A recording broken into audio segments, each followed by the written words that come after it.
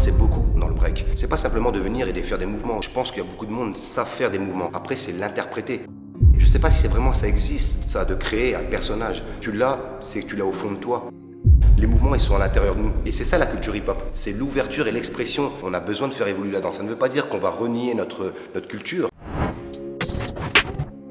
Yo, c'est Madja, j'espère que vous êtes chaud. Quand on est danseur, on est amené à se poser pas mal de questions auxquelles on n'a pas forcément les réponses. Et aujourd'hui, je tenais à récolter les propos de Brahim Bouchlaghem afin de vous éclairer sur celle-ci. Je me suis principalement basé sur deux axes. L'approche des danseurs au monde des battles, la performance, et l'approche des danseurs au monde de la création, l'artistique. Et notamment comment on fait pour évoluer dans chaque situation et comment on fait pour passer de l'une à l'autre sachant que le personnage à interpréter est totalement différent. Merci d'avance à ceux qui s'abonneront ou qui mettront un j'aime pour soutenir le travail que je fournis pour cette chaîne. Je compte sur vous. C'est parti pour l'interview. Alors Brahim Bouchlaghem, je suis danseur, chorégraphe et directeur artistique de la compagnie Zarbat.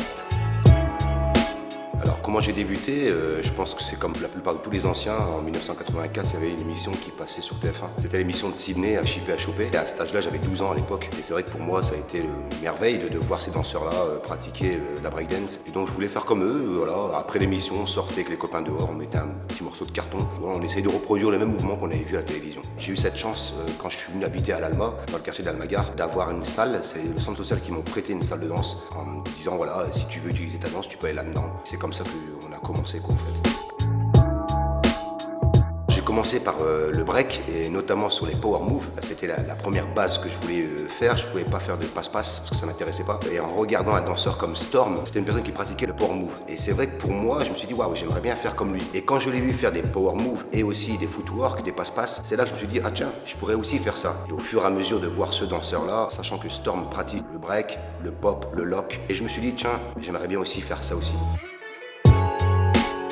J'ai participé à beaucoup de battles. J'ai eu la chance en 1996 de participer au championnat du monde, le Battle of the Year, en Allemagne. C'était à Schell et j'avais participé avec des Belges où à l'époque ce groupe-là s'appelait les Namur Break Sensation. C'est une grande première pour moi, quoi.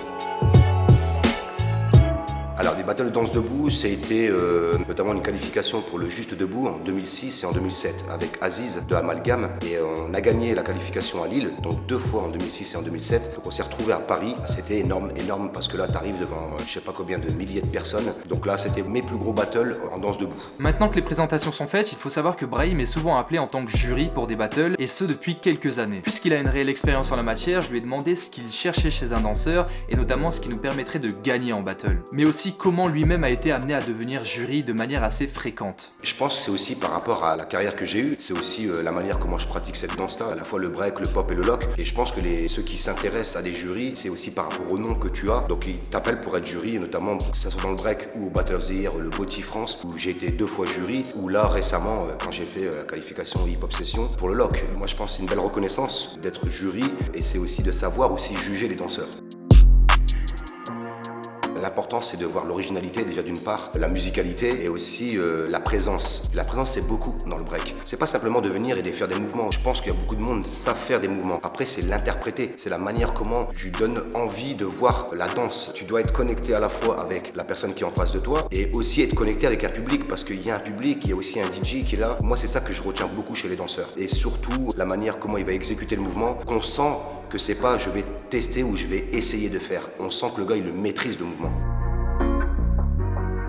On a tous une personnalité, que ce soit dans notre gestuelle, dans notre caractère. Chaque b-boy a quelque chose. Il y en a qui vont être plutôt dans l'animation, il y en a qui vont être plutôt dans un truc animal, il y en a qui vont être plutôt côté nerveux ou un truc comme ça. Chacun a quelque chose. Mais après, de le créer, je sais pas si c'est vraiment ça existe, ça, de créer un personnage. Tu l'as, c'est que tu l'as au fond de toi. Tu peux pas le travailler. Je pense que ça vient instinctivement. C'est toi, c'est pas une autre personne. Ce qui est marrant avec les battles, c'est que même si t'es pas sur scène, tu te dois d'incarner ton personnage de danseur. Et quand tu décides de faire le pas vers le monde des compagnies de danse, tu peux te retrouver à incarner une multitude de personnages. Ainsi, la première approche d'un danseur à la création peut parfois être compliquée. Est-ce que c'était le cas de Brahim? Alors c'est drôle parce que quand la première fois un chorégraphe est venu me voir pour me proposer pour travailler avec lui, ça a été Farid Berki. Et à l'époque, quand j'avais mon petit groupe New Dance Street, on s'est retrouvé à danser dans une salle de sport. Et quand Farid est venu voir le spectacle, il est venu me voir en me disant voilà, j'aimerais bien qu'on puisse travailler ensemble. Et moi sur le coup, je me suis dit non, parce que j'ai mon crew et je veux rester avec mon groupe. Et là, il m'a dit viens déjà voir ce que je fais et tu verras par la suite. Et donc effectivement, je suis parti voir un de ces spectacles et ça m'a intéressé parce que je me suis dit, waouh, il y a un travail d'interprétation, il y a des personnages. Et je pense que c'est Farid qui m'a donné cette chance. La première fois de rentrer dans une compagnie, alors c'était assez drôle parce que la première fois que j'ai travaillé avec lui, il m'a dit, je vais te mettre une musique et j'aimerais que tu me fasses une impro. Et de là, il m'a balancé une musique, mais c'était pas une musique, c'était des paroles. Et là, je me suis dit, je vais attendre que le breakbeat arrive. Et là, il me regarde, il me dit, quand tu veux. Et là, je lui dis, mais j'attends que le breakbeat arrive. Il me dit, mais il n'y a pas de breakbeat, c'est des paroles. Donc c'était une grande surprise pour moi, mais ça m'a beaucoup appris. Les mouvements, ils sont sortis comme ça, instinctivement. C'est vrai qu'il y a des mouvements, des fois, nous, on se rend pas compte. Les mouvements, ils sont à l'intérieur de nous. C'est au fur et à mesure de les faire et de se lâcher que les mouvements sortent. Si tu as un mouvement que tu maîtrises trop tout de suite, pour moi, c'est trop écrit. Et à des moments, on a besoin d'avoir cette liberté d'expression. Et c'est ça la culture hip-hop. C'est l'ouverture et l'expression de notre langage. J'ai créé ma compagnie, la compagnie Zarbat, en 2007. Mon tout premier solo, je l'ai créé en 2004. Et c'est vrai qu'en 2004, je dansais déjà avec d'autres compagnies, notamment en 98 avec la compagnie Kefik, qui était une des grosses compagnies de France. Et après, j'ai travaillé aussi avec Acrorap, Kaderatou. J'ai pu quand même avoir cette chance de pouvoir travailler avec ces chorégraphes-là. Ils m'ont apporté des choses, j'ai apporté aussi des choses pour eux. Et le fait de monter mon premier solo, qui était un hommage à mon père, Zarbat, ça a été un déclenchement pour moi de me dire, c'est maintenant qu'il faut que je crée ma compagnie. J'ai eu encore ce beau cadeau, cette rencontre que j'ai fait avec Caroline Carlson, qui était directrice du Centre chorégraphique national de Roubaix, qui m'a ouvert ses portes en me disant, je veux bien t'aider à construire ta compagnie. Donc financièrement, administrativement, elle a tout fait pour que ma compagnie elle puisse exister. Et c'est de là que j'ai lancé le projet de ma compagnie en créant des créations qui soient hip-hop, contemporains, burlesques. Voilà, j'essaye de faire un petit peu de différents spectacles avec différents danseurs, quoi. Je pense qu'aujourd'hui, on pratique un hip-hop, ce qu'on appelle un hip-hop contemporain, c'est un hip-hop d'aujourd'hui. Savoir faire les choses de l'époque des années 80, c'est une chose, d'accord. Sauf que je pense que pour la danse hip-hop, il faut la faire évoluer. On a besoin de faire évoluer la danse. Ça ne veut pas dire qu'on va renier notre culture. Moi, je renie pas ma culture, je renie pas d'où je viens. Mais simplement, c'est que j'ai envie de faire voyager un public et de donner de l'émotion. Et dans le hip-hop, à la base, il n'y a pas d'émotion. C'est une danse qui est pure, dure, qui vient de la rue. Et donc, comment on arrive à transformer notre danse avec de la poésie et aussi l'écoute musicale. Maintenant, on a envie de découvrir, faire autre chose. Et c'est pour prouver que notre danse, elle peut être adaptée sur n'importe quel propos. C'est l'écriture chorégraphique qui va être mise en avant. Il y a un des spectacles que j'avais créé qui s'appelle Sillon. Alors cette pièce, ça parle des traces qu'on retrouve sur les tapis de danse. Je pense que partout dans le monde, tous les théâtres, ils ont des tapis de danse. Et je sais pas si on peut remarquer, il y a toujours des petites traces qui sont laissées. Et c'est vrai que pour moi, quand j'ai pu danser mon solo à Londres, il y a une dame qui est venue me voir après le spectacle et elle me dit « Mais comment vous arrivez à manger l'espace tout seul sur scène avec votre danse ?» Et là, je me suis dit, ah d'accord, donc ça veut dire qu'on parle d'utilisation d'espace sur scène. Parce que quand on est un exemple b-boy, ou même danseur debout, on est très statique, on reste trop sur nous-mêmes. On a un peu du mal à se déplacer. Et j'ai repris un peu le petit jeu qu'on avait à l'époque, ça s'appelle l'ardoise magique, où on pouvait dessiner sur l'ardoise. Quand on faisait comme ça, on effaçait ce qu'on avait écrit et on recommençait et on réécrivait. Et en fait, dans la danse, c'est la même chose. On écrit des choses sur le plateau, changement de chorégraphie, on repart sur autre chose. Donc ça reste de l'écriture chorégraphique. Ce qui peut paraître étonnant concernant la création et l'interprétation, c'est que tout le monde n'en est pas forcément capable. Par exemple, à titre personnel, sachant que je suis plus un b-boy des cyphers et des battles, surtout des trainings, c'est quelque chose que j'aimerais vraiment apprendre. Mais c'est pas évident, tu vois. C'est une bonne question parce que c'est vrai que moi je me suis retrouvé en 2010 à Saint-Pétersbourg en Russie où j'ai pu rencontrer le groupe Top 9 qui venait juste d'être champion du monde de breakdance au Battle of the Year. Je me retrouve face à ces danseurs qui techniquement sont très très forts mais pour interpréter quelque chose, là par contre ils étaient vraiment à la rue, quoi. Ils comprenaient pas qu'à un moment donné tout le travail que j'ai dû faire avec eux sur l'interprétation, sur la manière comment on est sur un plateau, le regard aussi est très important dans la danse. C'est pas simplement de savoir faire de la technique, tout le monde sait faire de la technique, mais encore une fois, comment t'arrives avec une gestuelle faire voyager un public. Et c'est ça le plus important. Donc on rentre dans la poésie, on rentre dans l'interprétation et il y a tout un travail en amont. Ne serait-ce qu'un exemple de faire 2 courses et qui se rejoignent les face à face, à se regarder sans rigoler, ça a pris une semaine. Parce qu'ils n'arrivaient pas à se concentrer. Donc il y a la concentration, il y a la manière comment tu veux dégager le mouvement, comment on marche sur scène. C'est aussi tout ce travail-là que nous, en tant que danseurs, des fois on n'est pas censé savoir. Donc on arrive sur scène et on est un peu comme dans la manière où on est dans les compétitions ou dans les battles. Le battle c'est une chose et la création c'en est une autre. Quand on est sur un plateau, c'est fini de danser face public, face. On le faisait ça avant. Maintenant, on a tout l'espace. 360 degrés, on tourne quoi. Et c'est ça qui devient intéressant chez le danseur. Je pense que l'improvisation est importante et c'est ce que je demande moi quand je cherche des danseurs. Qu'est-ce que tu peux me faire dégager dans ta danse autre de ce que tu as déjà écrit? Moi, j'utilise beaucoup de mots quand on est en résidence avec les danseurs avec qui je prends. Là, récemment, on a travaillé sur la pièce usure, sur l'usure du mouvement, mais aussi l'usure du corps. Et c'est la manière comment, à travers chaque mot, on peut interpréter une gestuelle. Je demande pas à ce que le danseur doit être très... ça, on s'en fout, ça marchera pas. Parce qu'il va le faire, mais ça se voit que c'est faux. Je veux vraiment que, quand on travaille sur un mot, que le danseur puisse déjà imaginer comment il va bouger, faire son mouvement sur ce mot-là. Encore une fois, c'est interpréter ce que le chorégraphe souhaite. Aujourd'hui, encore une fois, on parle d'interprétation, on parle de danseurs, comment ils vont intégrer des compagnies, les auditions, diplôme d'interprète. Je pense que c'est vachement important ce truc-là. Moi, je suis pour parce que ça va demander aux danseurs de sortir de leur zone de confort et de pouvoir intégrer les compagnies en tant que danseurs, vraiment interprètes. Souvent, les danseurs, techniquement, ils sont bons, mais les chorégraphes ont des fois du mal à travailler avec eux parce qu'ils ne peuvent pas aller plus loin que ça. Ils sont très limités, certains. Ça ne veut pas dire qu'ils sont pas bons, mais dans l'interprétation, il manque ça. Et je pense qu'un diplôme autour de ça, une formation autour de ça, ça serait vachement intéressant. Parce que même pour nous, en tant que chorégraphe, on a besoin de danseurs qui soient tout de suite à l'écoute, tout de suite à se laisser prendre par la gestuelle et par l'univers où laquelle le chorégraphe a besoin. À l'heure où je tourne cette vidéo, comme je vous l'ai dit, je suis actuellement en Corée du Sud pour les études et je compte y rester 5 mois.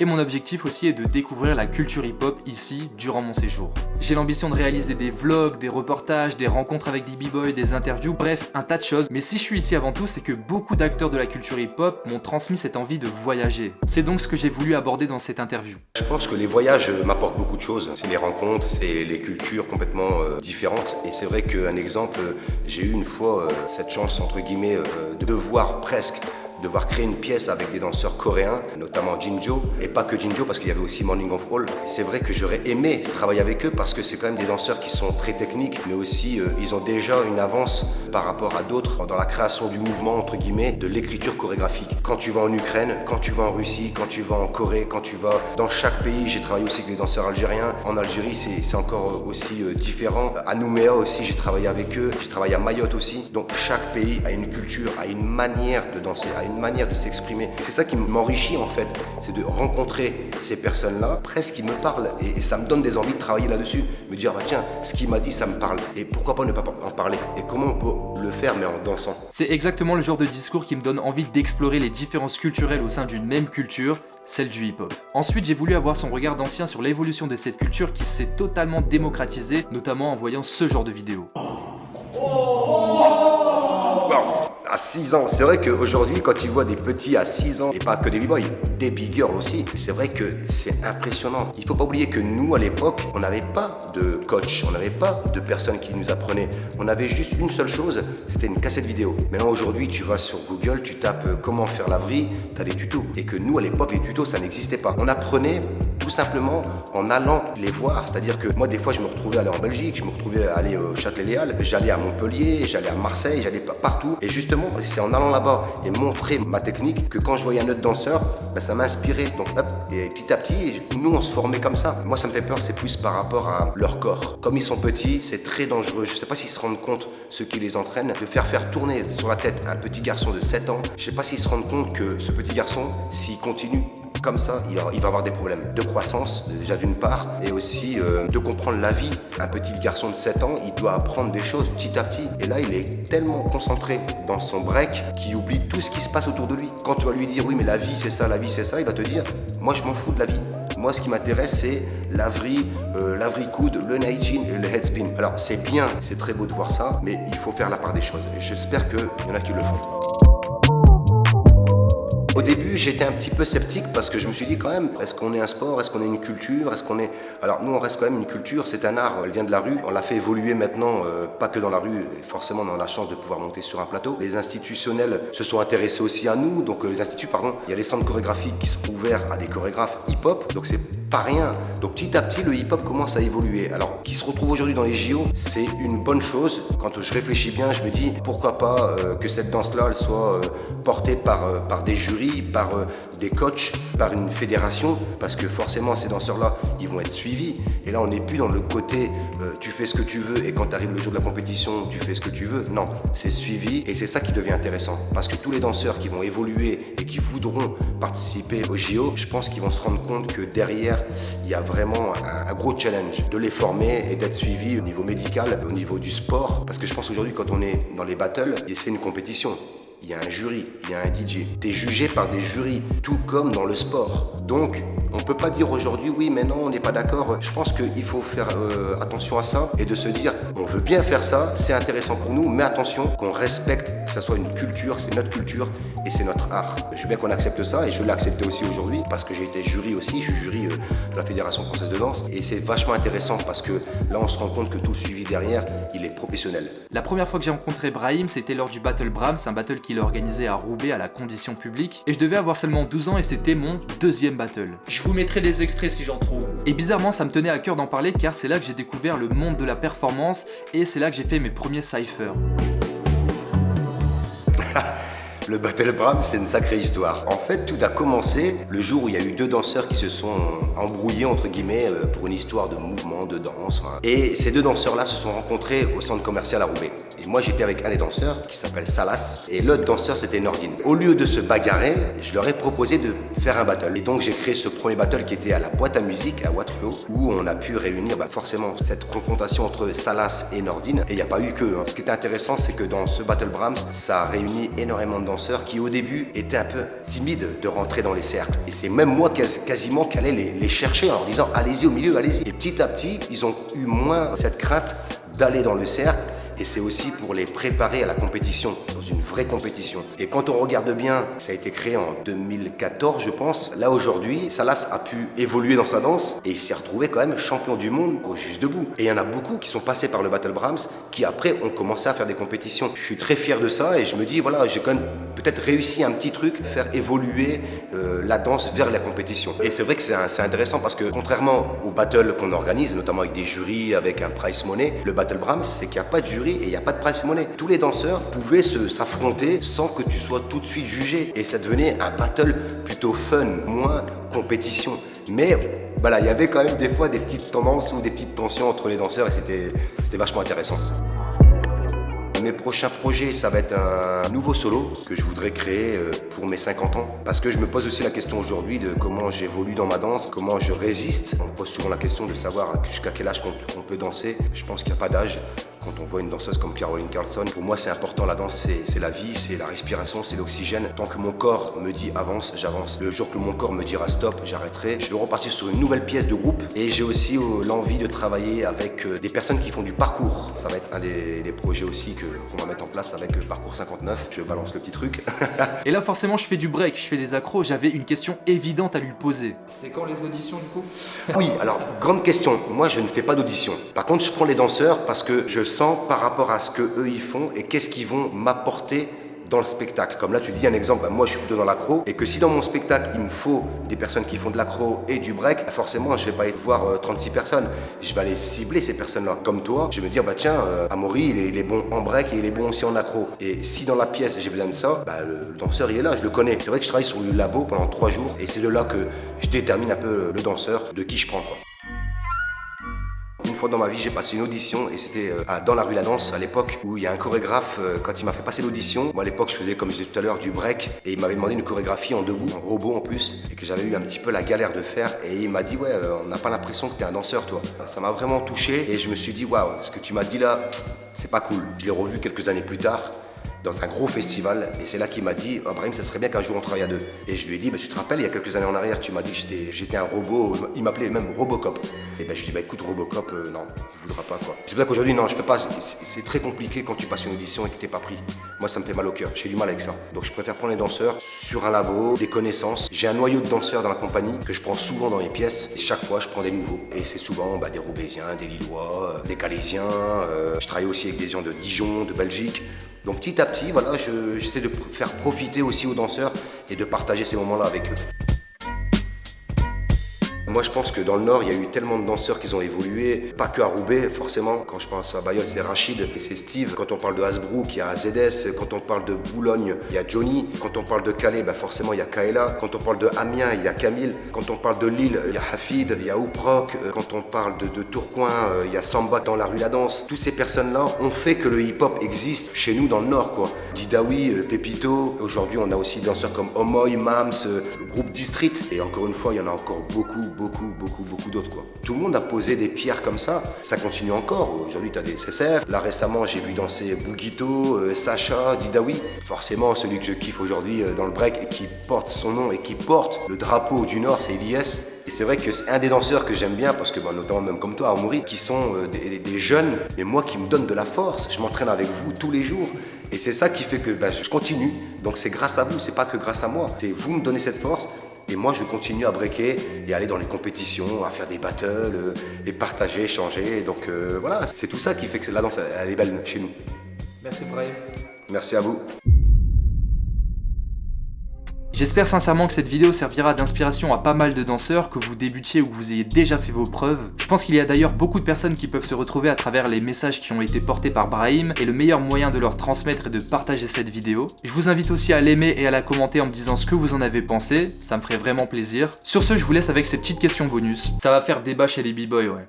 C'était Madja, portez-vous bien jusqu'à la semaine prochaine. C'est énorme. Alors, j'ai bien aimé la danse de Shigekix parce que forcément, c'est un jeune qui évolue depuis les compétitions qu'il avait fait auparavant et même ne serait-ce que les Jeux Olympiques. C'est vrai que c'était surprenant parce que quand on voit Flea Rock arriver, tu sens que le gars, c'est le ghetto, quoi. Tu sens que c'est le hip-hop américain. Quand je l'ai vu danser et même la manière comment il était, sa présence, j'avais l'impression de voir New York City Breaker ou Rocksteady Crew fin 70, quoi. Red Bull BC1, c'est que t'as pas le temps. C'est faut envoyer. Et là, Flea Rock est arrivé, head spin, posé, tranquille, avec ce petit geste gangsters. Et c'est vrai que Shigekix, je pense qu'il s'en est pas remis et à mon avis, il a sous-estimé. C'est-à-dire que Shigekix, quand il est arrivé, il s'est dit bon, c'est Flea Rock et je vais pas me casser la tête. C'est mon avis. Alors je ne sais pas s'il a pensé comme ça, hein. Mais Shigekix, il aurait peut-être dû donner beaucoup plus que ça. C'est pas ce qu'il a fait. Je pense qu'il a été un petit peu trop gentil, entre guillemets, face à Flea Rock. Le game, c'est le game. Quand t'arrives, que tu sois vieux, jeune, ce que tu veux, c'est vas-y, on y va dedans, quoi. Je peux pas dire qu'ils ont eu tort ou qu'ils ont eu raison, c'est eux les juges, hein, ils sont professionnels, mais c'est vrai que c'était surprenant, quoi. Cette rencontre-là, inimaginable. Donc peut-être que si un jour, moi je me retrouve au Red Bull PC1, on va pas rigoler, par contre, voilà. Si tu me vois me rouler à terre, que je trouve mes baskets, que je tourne dessus en te faisant bouger la tête, nanen, pyongwalel, tchadjasumnida. Peace. Et ouais les gars, c'est l'aventure en Corée qui commence.